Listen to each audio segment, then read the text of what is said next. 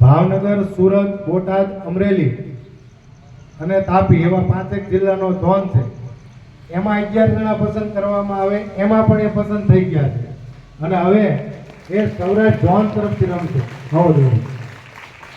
Saurashtra zone તરફથી રમશે અને અત્યારે એને તાલીમ જેની તાલીમ હોય એ પૂરી કરી છે. ગયા વર્ષે લઈને એનાથી આગળના વર્ષે તમે આઈપીએલ જોતા હશો ભાઈઓની, એમ બહેનોની પણ ઓલ ઇન્ડિયા વુમન આઈપીએલ એક શરૂ થયેલી, એક વર્ષ રમાણી.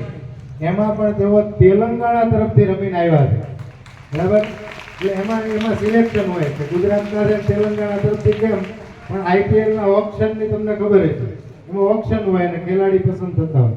તો આવી ઘણી બધી સિદ્ધિઓ પ્રાપ્ત એવા માધવીબેનના હસ્તે આપણે ધ્વજવંદન કરવા જઈ રહ્યા છીએ. ત્યારે હવે આપને સૌને વિનંતી કે અહીંયાથી એનસીસી કેડેટ ભાઈ 5 મિનિટનો આગો કાર્યક્રમ સંભાળશે. આપણને સાવધાનથી શરૂ કરાવે, ત્યારબાદ મહેમાનને આમંત્રણ આપશે, મહેમાન ધ્વજવંદન કરશે. ધ્વજવંદન કર્યા પછી રાષ્ટ્રગીત, નારા, ઝંડા ગીત અને વિશ્રામ. 5 મિનિટથી વધારે સમય નહીં થાય એટલી વાર આપણે એને અદબ જાળવશું. કોઈને તકલીફ પડે સાવધાન ઊભું રહેવામાં તો પહેલો ઉપાય પગના અંગૂઠા હલાવશું અને એનાથી વધારે તકલીફ પડે શાંતિથી બેસી જાય તો કોઈને કંઈ વાંધો નથી, થોડુંક હલન ચલન કરી લેવું. પણ આ હું એવું માનું છું ત્યાં સુધી આખો 4 જ મિનિટનો સાવધાનનો કાર્યક્રમ છે.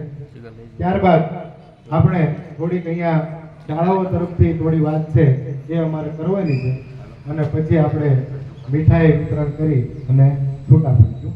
હવે ભાઈ કિશનભાઈને વિનંતી કે આજનો ધ્વજવંદનનો કાર્યક્રમ શરૂ કરે. કિશનભાઈ.